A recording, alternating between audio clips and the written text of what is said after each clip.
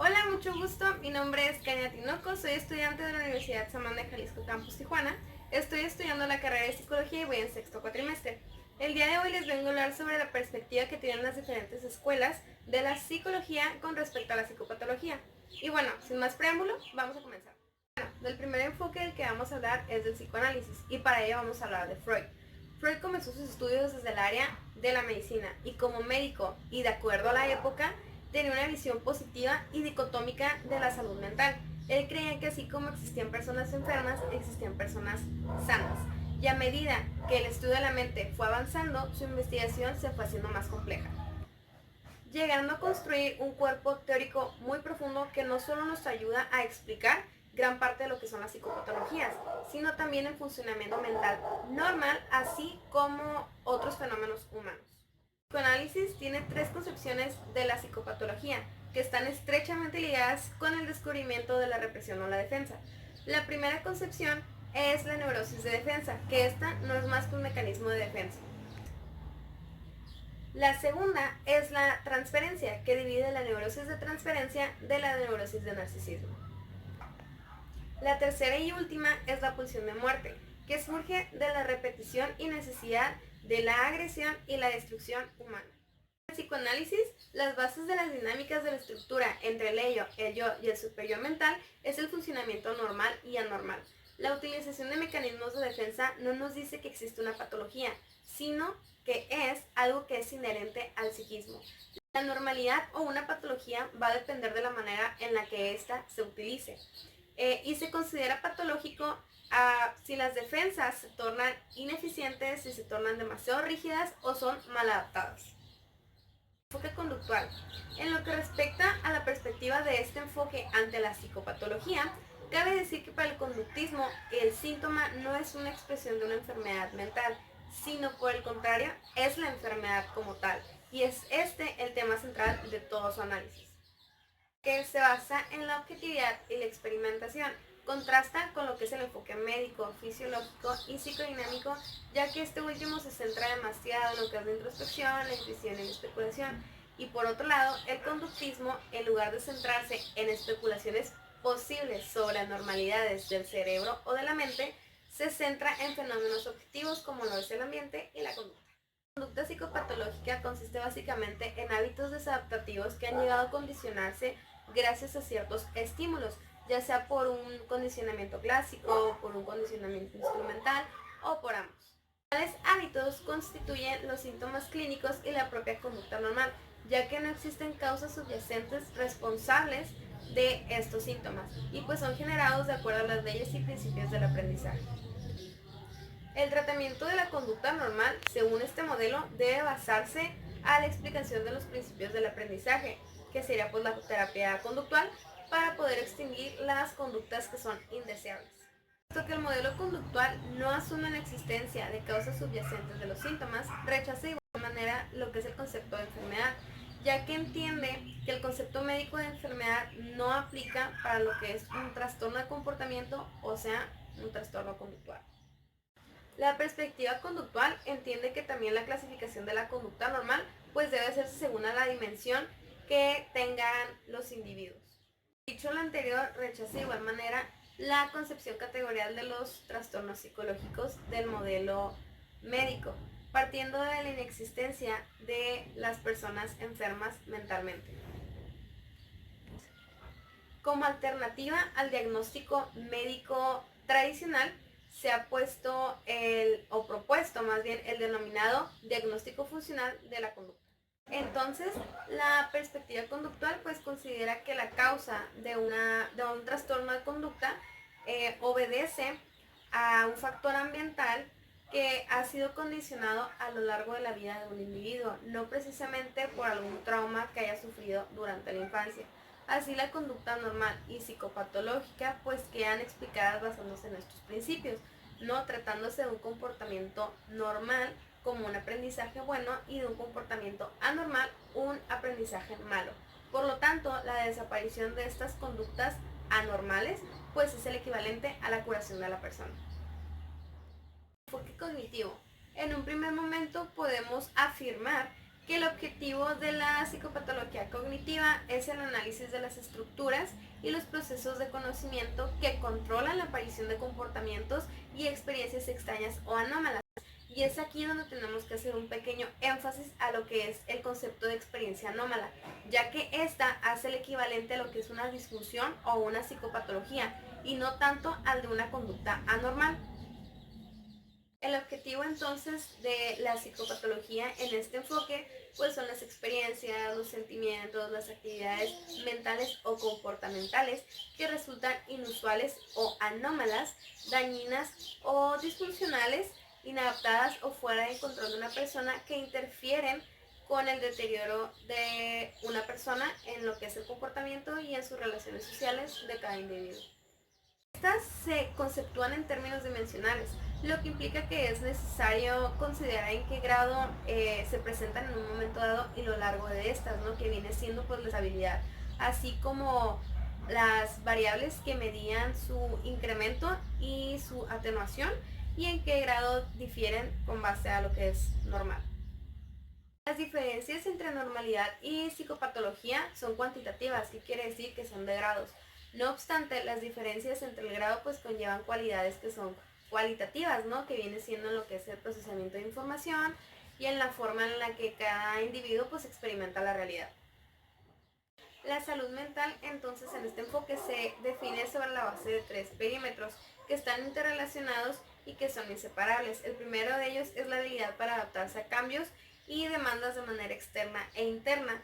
El segundo es el esfuerzo de una actualización, y el último es el sentimiento de una autonomía funcional y de capacidad de autodeterminación. Enfoque cognitivo-conductual. Pues bueno, como ya sabemos, este enfoque está basado en modelos psicopatológicos que son productos de distintas tradiciones científicas, tanto del conductismo como del cognitivismo. Los modelos psicopatológicos de este enfoque son multicausales. ¿Qué quiere decir?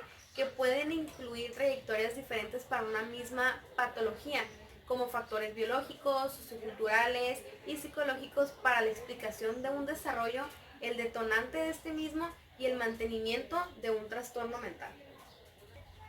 Este enfoque hace un esfuerzo por identificar cuáles son los factores que dan inicio a un problema mental y los distingue de los factores que en un momento dado detonan este mismo problema, siendo un rasgo distintivo del mismo enfoque el interés por los factores que mantienen el determinado trastorno mental y que a su vez tienen una relevancia clínica importante en el ámbito clínico. A diferencia de los factores de inicio, que regularmente son desconocidos, los factores de mantenimiento pues han de estar presentes en el trastorno para que este mismo persista. También es importante diferenciar las razones por las que los pacientes aducen para informarnos sobre la causa de sus problemas, ya que los seres humanos tendemos mucho a crear narrativas para poder dar un sentido a nuestro padecer, pero estas narrativas pueden ser a la vez el mismo problema central de lo que está padeciendo la persona, dado que muchos de los procesos de inicio pues pueden ocurrir sin que nosotros nos percatemos de una manera consciente y, por ejemplo, al estar bajo condicionamiento. El enfoque cognitivo-conductual acepta y toma mucho en cuenta lo que es el DSM-5. Su valor como medio de diagnóstico y comunicación profesional es indiscutible para este enfoque, pero definitivamente no se trata de lo único que se incorpora al momento de hacer una evaluación, ni siquiera podemos decir que es lo más importante, ya que se evalúa caso por caso con una fuerte visión ideográfica, preguntando predominantemente cuáles son las conductas problema y cuáles son los factores que la mantienen. A esto se le denomina como análisis funcional, independientemente de lo que es la entidad patológica del mismo problema. En otras palabras, este enfoque no se queda solo con lo que es el diagnóstico psicopatológico, sino que al momento de ir evaluando caso por caso hace un fuerte énfasis ideográfico y ambiental, tomando en cuenta lo que la persona pide y desea, independientemente de si se haya dado o no un diagnóstico formal a la persona. Enfoque humanista. Como ya sabemos, uno de los elementos que distinguen a este enfoque es la concepción que define al ser humano, ¿no? Ya que lo define como único, irrepetible e indivisible. Entonces entiende al ser humano, su patología y su tratamiento como un todo integrado. También el ser humano se considera como un ser sano por naturaleza y que tiende a la salud, fomenta su propio crecimiento, desarrollo, funcionalidad, tanto ontológica como antropológicamente. El enfoque humanista nunca ha desconocido o negado la existencia de desórdenes mentales, también llamadas como patologías o enfermedades mentales. Por lo contrario, reconoce que así como el ser humano desarrolla recursos y habilidades de acuerdo con su sentido y percepción de su existencia, construidas para sí, llega a desarrollar de acuerdo con su contexto y su momento existencial aquellas patologías que afectan de manera parcial o total la funcionalidad de su ser, manifestándose en sus 4 dimensiones de desarrollo, que es la motora, emocional, cognitiva y social, considerando también la dimensión espiritual retomada de la psicología transpersonal. El enfoque humanista asume que las fuerzas psíquicas internas favorecen el establecer y mantener un modo y estilo de vida individual, ¿no? Siendo cada sujeto capaz, en primera instancia, de restaurar el equilibrio u homeostasis de su organismo a lo largo de toda su vida. Mas cuando el momento existencial facilita un desequilibrio que le resulta imposible de manejar, es la misma persona quien causa sus propios desajustes, favoreciendo la aparición y el desarrollo de lo que nosotros llamamos ya una patología. Este enfoque plantea desde sus fundamentos que cuando un individuo se encuentra en distonía con las exigencias de afuera, cuando sus expectativas no corresponden a los logros obtenidos y cuando la realidad interna no es congruente con la realidad de afuera, entonces sobreviene lo que el enfoque llama como angustia, que al llegar a niveles en el que el individuo no es capaz de responder ante la culpa existencial de una manera constructiva, deja de ser funcional en sus contextos de acción y desencadena lo que son las enfermedades, los desórdenes y los trastornos. Se sostiene que aún en los casos donde ya hay una aparición o existencia de una psicopatología, el individuo sigue siendo responsable de su existir, así como de la construcción de su realidad de acuerdo con el sentido de su experiencia y su sistema de valores sobre el cual fundamenta esta misma experiencia, defendiendo así su siempre existente capacidad de autoactualización y autorregulación organísmica. Ahora bien, el enfoque gestal.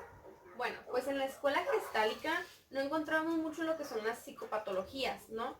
Ya que la preocupación de los autores que fundaron esta escuela era más terapéutica que diagnóstica. La escuela gestálica no utiliza el término de psicopatología, ya que este hace referencia a un trastorno psicológico y a su vez este hace referencia a una enfermedad mental. Por ello, decide utilizar lo que es el término de problema psicológico para poder hablar de un proceso de cambio psicológico. Y en este enfoque, el término síntoma tiene una doble naturaleza. La primera indica un problema y la otra una tentativa solución sobre el problema, o sea que es una conducta en respuesta a un momento dado o a una circunstancia concreta. Vemos entonces que un problema psicológico es una forma de percepción parcial, desenfocada, débil, sobre la realidad actual, relacional y social de la persona que lo sufre, vaya, conocida como una falla de atención, que esta a su vez es como una manifestación de una neurosis con intensidad y gravedad diferente según el caso o el individuo. Por consiguiente, se realiza lo que es una descripción a su dinámica psicológica interna y externa en el estado en el que se encuentra. Y los factores que contempla pues son múltiples, ¿no? Consideran también lo que es la movilidad y el cambio orientados hacia un equilibrio homeostático, que es el estado más beneficioso pues para una persona. Peirce, el estado de la salud se caracteriza por un proceso de constante homeostasis interna del organismo, considerado como un todo, siendo el cuerpo el aspecto visible de la personalidad y la mente una serie de funciones tales como la atención. Esto ocurre a lo largo del ciclo de la experiencia o de la satisfacción de las necesidades o de la autorregularización del organismo. Cuando se interrumpe este ciclo de la experiencia, se acumulan lo que son las experiencias inconclusas y esta interrupción a su vez produce lo que son las resistencias, los bloqueos y las defensas psicológicas. Consideramos la parálisis que produce la acumulación de experiencias inconclusas, podemos considerar la locura como una parálisis de la expresividad personal, distinta de la locura como atrevimiento de innovar y cambiar. En conclusión, podemos decir que la psicoterapia o el enfoque gestálico necesita de psicopatología clínica, en forma relativa si se interviene desde un entorno institucional. El marco terapéutico entonces solamente necesita describir, determinar o diagnosticar el estado de equilibrio de la dinámica psicológica en la que se encuentra una persona en un momento dado, así como evaluar el cambio derivado durante la terapia. Consideramos la parálisis que produce la acumulación de experiencias inconclusas, podemos considerar la locura como una parálisis de la expresividad personal, distinta de la locura como atrevimiento de innovar y cambiar. En conclusión, podemos decir que la psicoterapia o el enfoque gestálico necesita de psicopatología clínica en forma relativa si se interviene desde un entorno institucional. El marco terapéutico entonces solamente necesita describir, determinar o diagnosticar el estado de equilibrio de la dinámica psicológica en la que se encuentra una persona en un momento dado, así como evaluar el cambio derivado durante la terapia. Enfoque sistémico. Para el enfoque sistémico, la familia, la escuela, el trabajo, los amigos, la sociedad funcionan como un sistema integrativo. ¿Qué quiere decir? Que todos son importantes y entre todos se construye una misma realidad, ¿sí? Y que a su vez esta realidad o este sistema se ve influenciado depende del lugar en el que se va desarrollando, mostrando así lo que se llaman una dinámica de circularidad, que esto quiere decir que uno afecta a todos y todos afectan a uno. Entonces, el punto de mira principal de este sistema, de este enfoque sistémico, es principalmente las relaciones. Como ya sabemos, existe un DSM. Este DSM nos ayuda a encasillar a unas personas en ciertas etiquetas según los criterios que esta persona logre acumular. Estas mismas etiquetas pues ya se las llevan los individuos al momento de relacionarse. ¿Qué quiere decir? Que los mismos individuos ya lo van presentando como su nueva realidad. El enfoque sistémico entonces da un giro en relación con esta identidad, pues establece que una enfermedad mental dentro de un sistema cumple una función. Entonces se introduce el enfoque desde la circularidad y se establecen las dificultades y las psicopatologías desde un punto de vista relacional. Es decir, hay alteraciones relacionales en un sistema que favorecen la aparición de lo que son las enfermedades mentales. En algunos casos, las patologías regulan lo que es el sistema. En este sentido, se libera a la persona de ser una persona enferma para trasladarlo al sistema como un sistema portador de una enfermedad o de un síntoma. Es decir, se cambia toda la narrativa. Ya no se habla de un diagnóstico clínico, sino se habla de un diagnóstico relacional. Entonces, partiendo desde la circularidad y desde el enfoque sistemático, entendemos que cada sistema tiene dinámicas únicas que han sido influenciadas por el contexto, pero que a su vez pues también influyen en él. Entonces, estas dinámicas van a permitir el desarrollo de lo que son los roles, las jerarquías y las funciones de cada uno de los miembros del sistema. Es decir, de esta manera se va a mostrar cómo es que se organizó y cómo es que se está construyendo la realidad de cada sistema. Ok, ahora bien, hay dinámicas que pueden favorecer en gran manera lo que es la aparición de síntomas o de enfermedades. Sin embargo, no es como una receta ni una regla estática o rígida que nos indique que van a aparecer ciertas patologías si se hacen este tipo de cosas. Pero sí hay un indicador que nos dice que si una dinámica es mantenida o experimentada por mucho tiempo, hay mayor probabilidad de que dentro del sistema se puedan representar estos síntomas o estas patologías. Los sistemas entonces forman parte a su vez de otros sistemas con los que interactúan y se relacionan entre sí, nutriéndose mutuamente. Por lo que se dice que no son entidades rígidas ni estáticas, sino por el contrario son entidades que están en constante movimiento, construyendo simultáneamente nuevos códigos y realidades entre sí. Y esta es una razón por la cual cuando aparece una psicopatología dentro de un sistema, no está todo por perdido, sino por el contrario, se habla de un sistema que está en movimiento y está en la búsqueda de una regulación, de un encuentro entre sus miembros y de estos mismos miembros pues que dinamizan, ¿no?, lo que es el sistema. Sin embargo, en estos casos pues con mucho sufrimiento asociado por las partes de los miembros. En conclusión, podemos decir que el enfoque sistémico se plantea desetiquetar a la persona que sufre el síntoma o la psicopatología.